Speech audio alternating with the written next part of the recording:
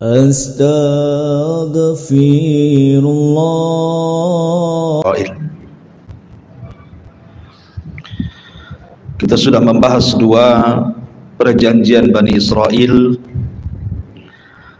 Pertama, alla ta'buduna illallah, agar jangan menyembah kecuali kepada Allah alias tauhid. Dan yang kedua, wabil walidaini ihsana, dan kita disuruh untuk berbuat baik kepada orang tua. Maka yang ketiga, ini yang kita akan bahas dan sangat penting, wadzil qurba, berbuat baik kepada dzawil qurba. Apa itu dzawil qurba? Dzawil qurba itu artinya kerabat-kerabat yang dikumpulkan dalam satu rahim, baik dari sisi bapak ataupun dari sisi ibu, baik mereka mendapatkan hak waris ataupun tidak mendapatkan hak waris. Bahasa kita kerabat. Ma'asyiral muslimin yang dimuliakan Allah Subhanahu wa taala, menghormati kerabat dengan cara menyambung hubungan silaturahim dengan mereka adalah akhlak yang diajarkan Nabi sallallahu alaihi wasallam. Nabi itu bukan hanya menyuruh untuk silaturahim kepada kerabat, tetapi dia juga pelaku dari silaturahim itu sendiri. Bahkan itu sifat yang melekat bagi Nabi dan diajarkan kepada para sahabatnya dan juga kepada umatnya. Ingat satu kisah ketika Nabi SAW pertama kali mendapatkan wahyu. Ketika itu Nabi SAW ketakutan karena melihat bentuk Jibril yang asli, memiliki 600 sayap, dan Rasul belum pernah melihat makhluk sebesar itu sebelumnya. Makanya Rasul ketakutan dan menggigil sehingga kemudian minta diselimuti Khadijah. Maka salah satu penenang Khadijah kepada Nabi SAW adalah menyebutkan sifat-sifatnya. Khadijah mengatakan, kalla wallahi ma yuhzikallahu abada, innaka latasilur rahim wa tahmilul kalla wa taqsibul ma'dum wa taqridh dhaifa wa tu'inu ala nawaibil haq. Kata Khadijah, demi Allah, apa yang terjadi dalam peristiwa yang kau lihat itu wahai suamiku, bukan berarti Allah hendak menghinakan. Kemudian Khadijah menyebutkan sifat yang pertama kepada Rasul, karena engkau adalah orang yang suka menyambung silaturahim, jujur ucapannya, memikul kesulitan orang lain, menanggung orang yang tidak punya, memuliakan tamu, dan mendukung usaha-usaha kebenaran. Lihat, pertama kali Khadijah mensifati Rasul, innaka latasilur rahim, engkau itu suka menghubungkan silaturahim. Bahkan ketika Nabi SAW hijrah dari Mekah ke Madinah, ada seorang pembesar Yahudi itu namanya Abdullah ibn Salam. Abdullah ibn Salam ini adalah tokoh Yahudi yang merupakan marja, di mana semua orang-orang Yahudi kalau minta fatwa itu datang kepada Abdullah ibn Salam,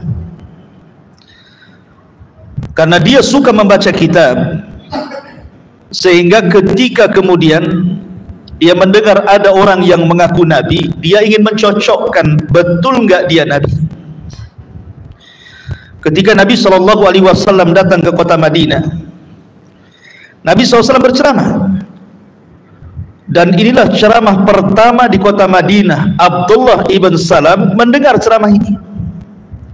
Salah satu isinya adalah, ya ayyuhan nas, afsus salam wa at'imut ta'am wasilul arham wa sallu bil laili wan nasu niyam tadkhulul jannata bisalam. Wahai manusia, sebarkan salam, berikan bantuan orang-orang miskin dengan makanan, kemudian sambunglah silaturahim di antara kalian, dan solat malamlah di saat manusia sedang tertidur, maka engkau akan masuk surga dengan selamat, kata Rasul. Maka dalam isi ceramah Rasul, salah satunya adalah wasilul arham, hubungkan silaturahim itu. Ketika mendengar pidato perdana ini, masuklah ke dada Abdullah ibn Salam bahwa ini memang seorang nabi. Sebab itulah keislaman Abdullah ibn Salam, karena salah satu dakwah Rasul adalah menyambung silaturahim. Abu Bakar Siddiq radhiyallahu an adalah sahabat yang mewarisi akhlak Nabi.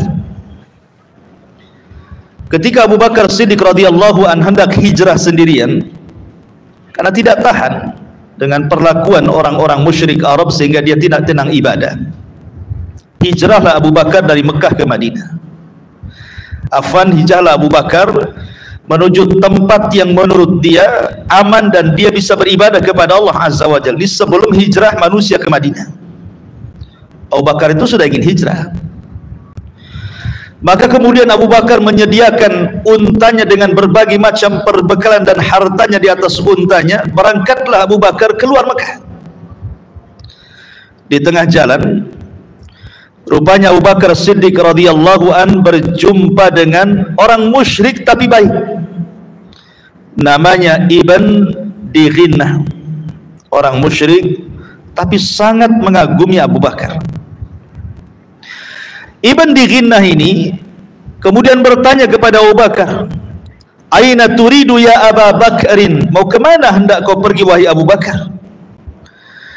Maka Abu Bakar mengatakan, akhrajani qaumi fa uridu an asiha fil ardi fa'abuda rabbi. Kata Abu Bakar Siddiq radhiyallahu an, kaumku telah mengusirku dan aku hendak mencari bumi yang aku bisa beribadah kepada Allah di sana. Lihat kata Ibn Dighinnah ini, dia mengatakan, inna mithlaka ya Aba Bakrin la yakhruj wa la yukhraj. Orang sepertimu tidak pantas keluar dari Mekah dan tidak pantas diusir dari Mekah. Kemudian alasan Ibn Dighinnah persis seperti ucapan Khadijah kepada Rasul. Kata Ibn Dighinnah, ya Aba Bakrin, la inna mithlaka la yakhruj wa la yukhraj, innaka taksibul ma'dum wa tasilur rahimi wa tahmilul kalla wa taqrid dhaifa wa tu'inu ala nawaibil haq. Demi Allah wahai Abu Bakar, orang sepertimu tidak layak keluar dari Mekah dan tidak layak dikeluarkan dari Mekah, karena engkau suka menanggung yang tidak punya, membantu orang-orang miskin, dan engkau juga suka menyambung silaturahim, dan engkau juga berusaha untuk memikul kesulitan orang lain, menghormati tamu dan mendukung usaha-usaha kebenaran. Persis seperti sifat yang disifatkan Khadijah kepada Rasul. Salah satu sifat Abu Bakar adalah innaka latasilu rahim, engkau suka menyambung silaturahim. Artinya sifat-sifat silaturahim ini adalah sifat Rasul dan juga sifat Abu Bakar dan para sahabat yang lainnya. Ma'asyiral muslimin yang dimuliakan Allah Azza wa Jalla, makanya ketika Hadisatul ifki, antum tahu hadisatul ifki yang pernah saya ceritakan? Tuduhan putrinya berzinah dengan seorang sahabat namanya Safwan ibn Mu'attil. Karena ketika itu Aisyah radhiyallahu anha ketinggalan kereta. Gara-gara buang hajat di malam hari, dikiranya Aisyah sudah naik kereta, kemudian pasukan berangkat ke kota Madinah, rupanya Aisyah belum naik. Akhirnya kemudian Aisyah ditemukan oleh Safwan ibn Mu'attil.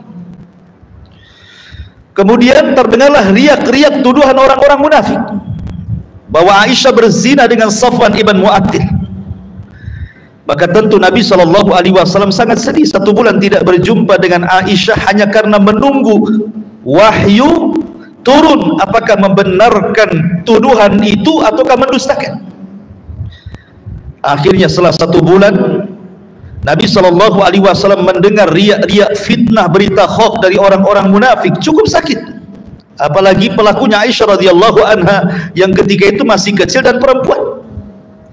Rupanya Allah subhanahu wa ta'ala turunkan suratul Nur dari 1 sampai 9 ayat yang menjelaskan bara'ah, berlepas dirinya Aisyah radhiyallahu anha dari tuduhan zina itu, bahwa dia tidak melakukannya.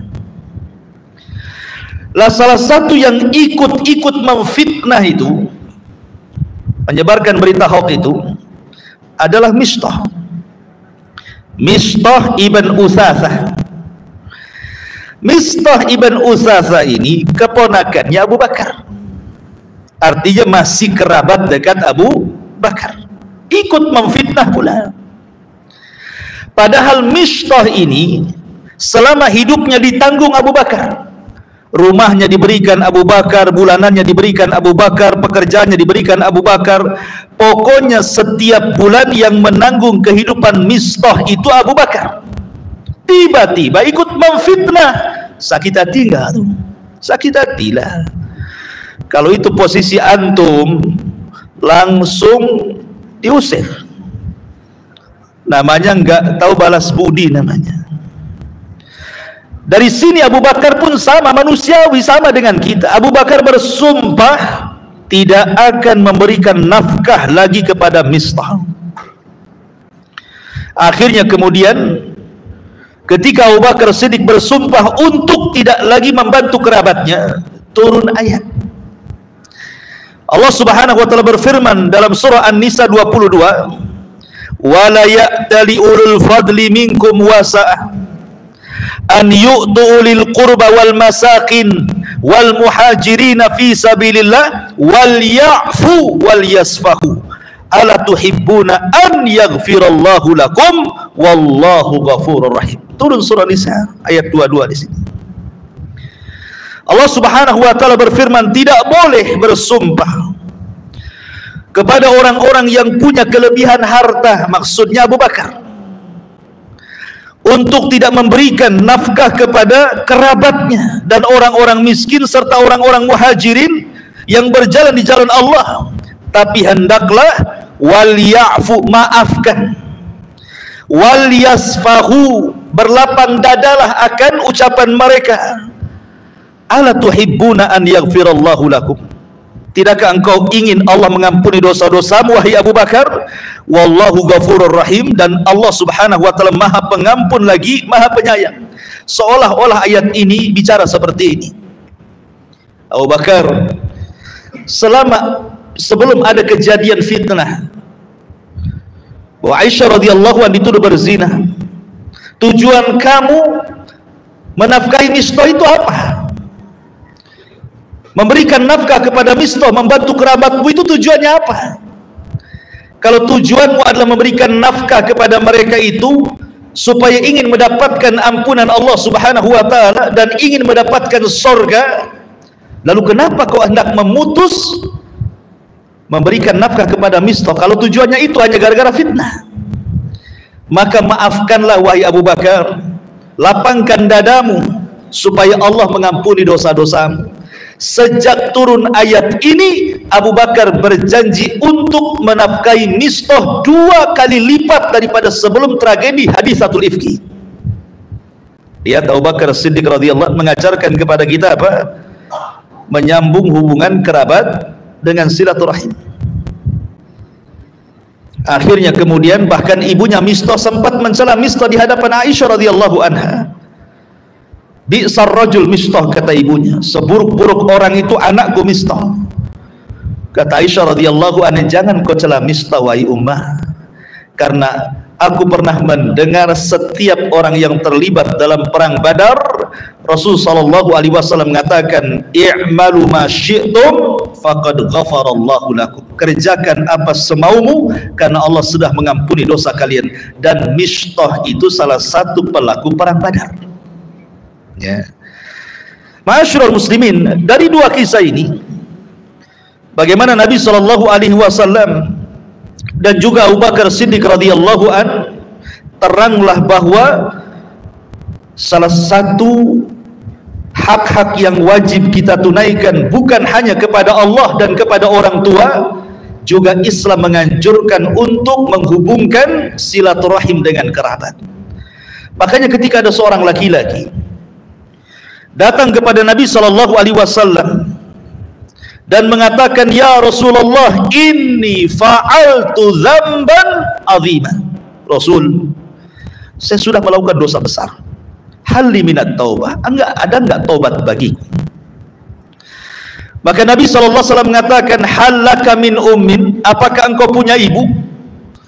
Maka dia mengatakan, tidak, ibuku sudah meninggal. Maka Rasul mengatakan, hal laka minal khalah, apakah kamu punya bibi? Kata dia mengatakan, iya, aku masih punya bibi. Kata Rasul SAW, idzan birriha, kalau begitu berbuat baiklah kepada bibimu, karena al khalatu bimanzilatil bibi itu sekedudukan dengan ibu. Lihat bagaimana Rasul SAW seolah-olah Rasul ingin mengatakan bahwa birrul walidain itu bisa menghapuskan banyak dosa. Cukup dengan birrul walidain, dulu kita banyak dosa, kemudian kita berbuat baik kepada orang tua, maka Allah mengatakan innal hasanat yudhibna sayyi'at, kebaikan itu bisa menutup keburukan. Maka kalau sudah tidak ada orang tua, maka sebagai pengganti orang tua adalah bibi ataupun paman, atau mungkin yang lebih tinggi uwa lah bahasanya kan itu. Mereka lah pengganti orang tua kita. Betapa banyak orang yang sudah meninggal orang tuanya, gak ingat bibinya, gak ingat pamannya, gak ingat uanya, karena disangkanya itu bukan orang tua, mereka kerabat, ikhwan. Ya. Ma'asyiral muslimin yang dimuliakan Allah Azza wa Jalla. Kemudian contoh sahabat lain selain Abu Bakar yang sangat perhatian kepada masalah berbuat baik kepada kerabat ini adalah kisah Jabir bin Abdullah radhiyallahu anhu. Jabir bin Abdullah radhiyallahu anhu termasuk alimin ulama sahabat, termasuk ulama dari ulamanya sahabat, dan banyak meriwayatkan hadis yang sampai kepada kita di atas 1000 hadis. Jabir ini saudaranya banyak, adik-adiknya ada 9, masih kecil-kecil. Ibunya sudah meninggal, tinggal ayahnya Abdullah ibn Haram. Ketika kemudian perang Badar, Abdullah ibn Haram tidak terlibat dalam perang Badar, dia menyesal. Sehingga ketika terjadi perang Uhud, Abdullah ibn Haram ingin terlibat dalam perang Uhud. Masalahnya Abdullah ibn Haram sudah tua renta dan juga sakit-sakitan. Dia datang kepada Nabi SAW, Rasul libatkan aku dalam jihad, aku ingin jihad, masa di Badar aku tidak ikut, di Uhud pula tak ikut. Kata Nabi SAW, tunggu sampai anakmu datang. Datanglah Jabir bin Abdullah dan mengatakan, ya Jabir, ayahmu ingin terlibat jihad. Kata Jabir, jangan kau izinkan Rasul, ayahku sudah tua, sudah renta, sakit pula, tidak layak untuk berjihad. Bagaimana memainkan pedang dan membunuh musuh? Orangnya pun seperti itu. Akhirnya Rasul kemudian melirik kepada ayahandanya Jabir, meminta pertimbangan. Anakmu tidak setuju. Tapi kemudian Abdullah ibn Haram mengatakan kepada Jabir, ya Jabir, laulal jannah la afartuka iya, kalau bukan karena urusan sorga, biar aku yang tinggal di rumah, kau yang gantikan posisiku. tapi ini urusan sorga, aku tidak mau. Coba kalau kaedah yang dibuat oleh Abdullah ibn Haram kita pakai, kalau ini urusan sorga, aku tidak mau diganti. Mantap tuh. Kerja bakti paling depan. Kenapa? Ini urusan sorga, nggak mau saya ganti. Salat paling depan. Apalagi infak paling depan. Tapi kenyataannya tidak demikian. Ngaji saja, kalau ada semangatnya saja. Kalau nggak ada semangat, mana mau ngaji? Kan itu ya. Padahal Mu'adz bin Jabal radhiyallahu anhu ketika meninggal itu, dia mengatakan, sesungguhnya aku tidak benci untuk mati, karena aku tidak suka dengan dunia. Tetapi aku tidak suka mati karena 3 perkara. Pertama, karena kumpulan para ulama dan para thalabatul ilmi di majelis ta'lim. Yang kedua, puasa di saat terik-teriknya matahari dan musim panas. Yang ketiga, sholat malam di saat musim dingin katanya. Ini yang kurindukan sehingga aku tidak ingin mati duluan. Tapi Allah takdirkan dia meninggal karena tahun. Ya. Ma'asyiral muslimin yang dimuliakan Allah Subhanahu wa taala, kembali akhirnya Abdullah ibn Haram pun kemudian terlibat dalam perang Uhud dan dia pun meninggal di permulaan perang. Orang yang pertama meninggal duluan dalam peperangan Uhud itu adalah Abdullah ibn Haram. Maklum sudah tua renta, sakit-sakitan, iyalah tidak bisa perang, mati duluan. Karena sahabat itu keinginannya ingin mati syahid dan ingin mati di medan perang. Akhirnya yang menanggung semua adik-adiknya adalah Jabir bin Abdullah. Dia selaku bapak dan dia juga selaku saudara. Suatu hari Jabir bin Abdullah radhiyallahu an menggunakan pakaian yang sangat indah dan wangian yang harum. Berjumpalah dengan Nabi SAW dan mengatakan, ya Jabir, tumben kamu, ada apa dengan kamu pakai pakaian bagus dan wangian yang sangat semerbak? Kata Jabir bin Abdullah, tazawwajtu ya Rasulullah, aku baru menikah wahai Rasul. Kata Nabi SAW, bikran au thayyiban, kau menikah dengan gadis atau janda? Sempat-sempatnya Rasul nanya seperti itu. Antum boleh juga kalau ada ikhwan yang menikah, gadis apa janda? Kalau gadis ya lumayan, janda lebih berpengalaman umpamanya. Akhirnya kemudian kata Jabir bin Abdullah radhiyallahu an, saybal sayyib ya Rasulullah, bahkan janda wahai Rasul, bal sayyiban, bahkan janda wahai Rasul. Maka Nabi SAW ketika itu mengatakan, kenapa kau tidak pilih gadis?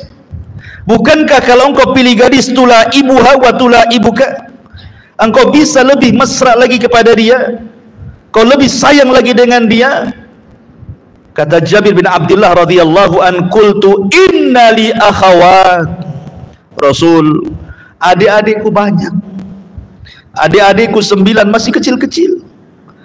Kemudian dia mengatakan, fa ahbabtu an atazawwaja imra'atan tajma'uhunna wa tumshituhunna wa taqumu alaihinna, aku mencari istri itu supaya istriku bisa berkumpul dengan adik-adikku, bisa menyisir rambut adik-adikku, dan bisa melayani adik-adikku. Artinya aku bukan hanya mencari istri, tapi juga sekaligus ibu bagi adik-adikku. Gitu maksudnya. Kenapa? Karena ingin merawat kerabatnya. Adik-adik itu kan kerabat kita juga, saudara-saudara kita. Beginilah contoh para sahabat ketika mereka berusaha berbuat baik kepada kerabat. Ma'asyiral muslimin yang dimuliakan Allah Subhanahu wa taala. Makanya kalau kita melihat ayat-ayat Al-Qur'an tentang anjuran untuk berbuat baik kepada kerabat itu banyak sekali. Saya akan contohkan beberapa ayat. Di dalam surah An-Nahl ayat 16, An-Nahl ayat 91, An-Nahl ayat 90, innallaha, dan ini sering dibaca oleh para khatib biasanya di akhir khutbah, innallaha ya'muru bil adli wal ihsan wa ita'i dzil qurba wa yanha 'anil fahsya'i wal munkari wal baghi ya'idzukum la'allakum tadhakkarun. Sesungguhnya Allah menyuruh kamu berlaku adil dan berbuat baik kepada kaum kerabat. Kita diingatkan setiap Jumat loh oleh khatib. Kemudian juga surah Al-Baqarah ayat 177, selain Al-Baqarah yang kita bahas juga, dalam 177 Allah mengatakan laisal birra an tuwallu wujuhakum kibalal masyriqi wal maghrib walakinnal birra man amana billahi wal yaumil akhir wal malaikati wal kitabi wan nabiyyin wa atal mala ala hubbihi dzawil qurba. Bukanlah kebaikan itu engkau menghadap wajahmu ke arah timur ataupun barat, tetapi kebaikan itu sungguh kau beriman kepada Allah, kemudian hari akhir, kepada malaikatnya, kepada kitab-kitabnya, kepada para nabinya, dan memberikan harta yang dicintainya kepada kerabatnya. Apa sih perbedaan Anda memberikan bantuan kepada orang miskin dengan kerabat yang miskin? Ini ditanyakan dalam sebuah hadis kepada Nabi SAW, perbedaannya apa? Tetangga antum miskin, antum punya saudara juga miskin, kemana antum harus berikan sedekah ini? Maka Nabi SAW mengatakan hendaklah diberikan ke dawil arham. Kenapa? Karena sedekah kepada orang miskin itu ya sedekah, tapi kalau diberikan kepada kerabat dua pahalanya. Pertama pahala sedekah kata Rasul, yang kedua pahala silah, menyambung silaturahim. Dapat dua pahala tuh, pahala sedekah sendiri dan pahala menyambung silaturahim. Tetapi kalau hendak bersedekah kepada kerabat, jangan dari harta zakat, walaupun secara hukum tidak masalah, tapi berikan dengan harta sedekah. Kenapa demikian? Karena harta zakat itu hakikatnya harta kotor.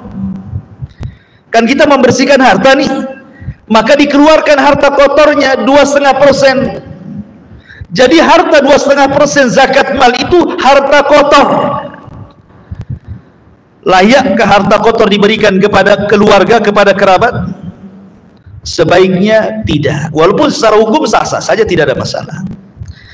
Tapi kalau seandainya Anda berikan dalam bentuk sedekah, bukan zakat, kalau sedekah itu harta bersih, karena itu atas kerelaan kita memberinya, maka itu lebih baik biarlah zakat kepada orang miskin tetangga atau di sekitar rumah kita diberikan kepada kerabat ini sedekah, supaya kita memberikan yang terbaik kepada mereka, dan harus diniatkan karena Allah Subhanahu wa taala. Ma'asyiral muslimin yang dimuliakan Allah Subhanahu wa taala, dan banyak lagi Anda bisa membaca surah Al-Isra ayat 26-27, Al-Baqarah ayat 180, Al-Baqarah ayat 215, Al-Baqarah ayat 8, An-Nisa 36, Muhammad ayat surah Muhammad 22-23, kemudian surah Ar-Ra'd ayat 25, dan begitu seterusnya.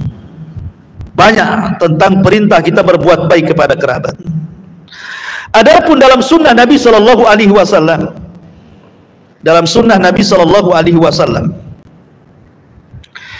Hakim ibn Hizam radhiyallahu an pernah mengatakan, ada seseorang bertanya kepada Nabi Shallallahu Alaihi Wasallam, kata Hakim ibn Hizam, tentang sedekah, ayyuha afdal, kemana yang lebih afdal sedekah ini disalurkan? Maka kemudian Nabi SAW mengatakan, ala zawil arham, ala dzirrahimi al-kashihi, diberikan kepada orang yang punya hubungan rahim ataupun kerabat, al-kashih, yang ia ada permusuhan dengan kita. Biasanya kalau ada kerabat bermusuhan dengan kita, jangan lagi mau bantu, nelpon pun tidak, yang ada diblokir. Kan itu ya.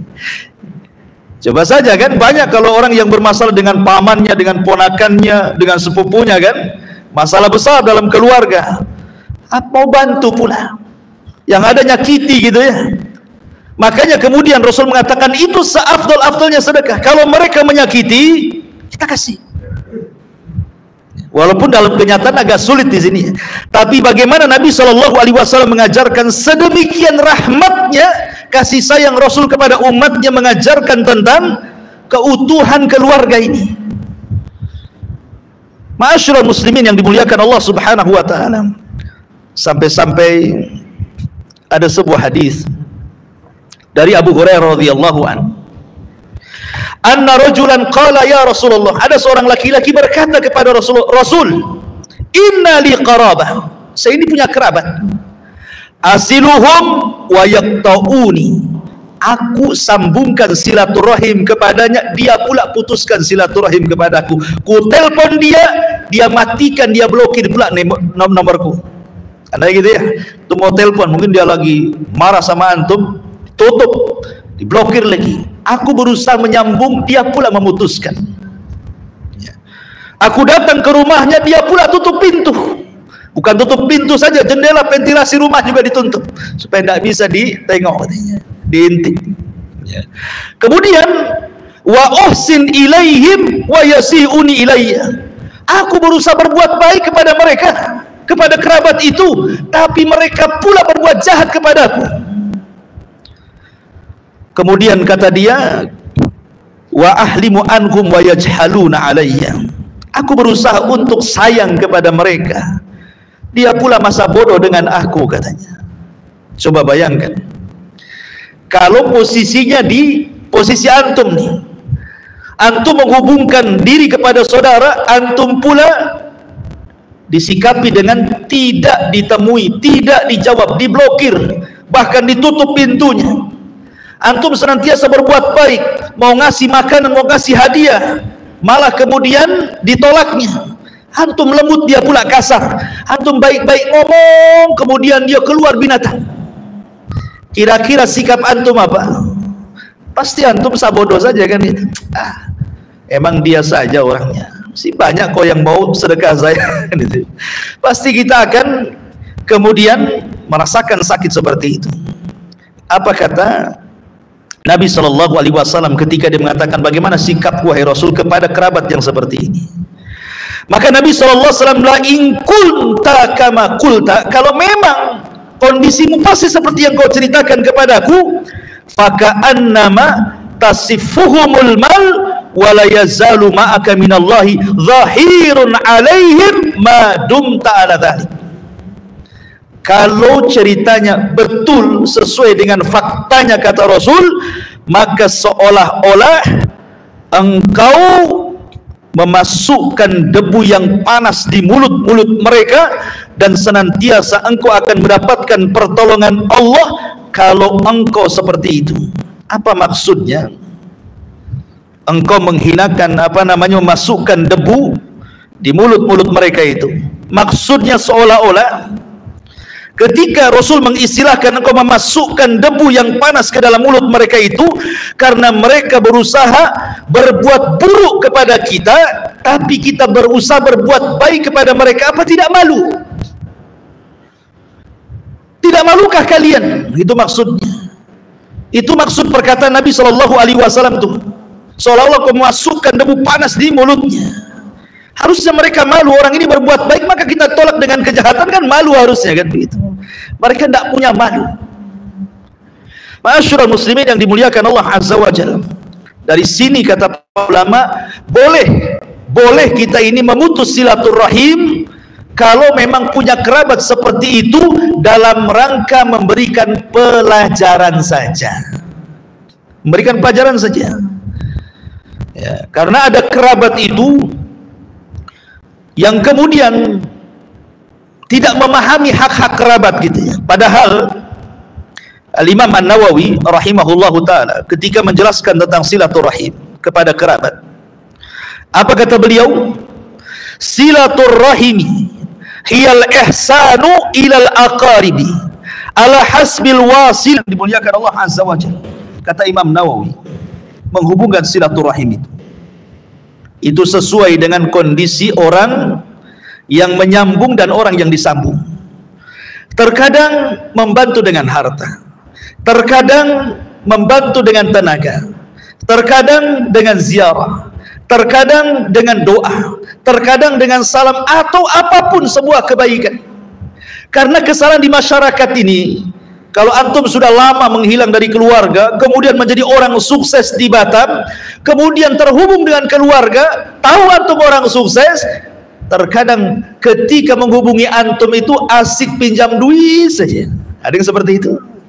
Hah? Ada kan? SMS-nya, tolonglah bantu saya. Maklum orang kampung, ya. Tolonglah, ini dapur belum ada asapnya, asapnya ngepul padahal pakai kayu bakar di sana. Kita pakai gas kan itu. Asik SMS minta itu saja, tolong kirimi uang, tolong bantu saya, tolong bantu saya. Ini orang jahil. Ya, harusnya dia jangan menyakiti saudara yang seperti itu. Bolehlah kita minta bantuan kepada saudara, tapi bukan hanya itu, lama-lama jengkel saudaranya.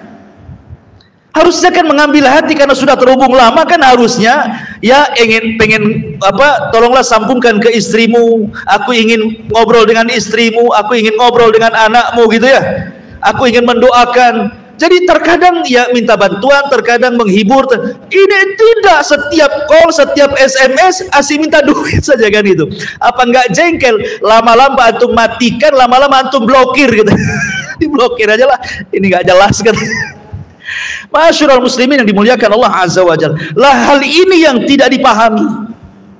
Harusnya ketika menghubungkan silaturahim itu kepada kerabat, apalagi sudah lama gitu ya, jangan dipancing akhirnya retak kembali. Jangan dipancing retak kembali.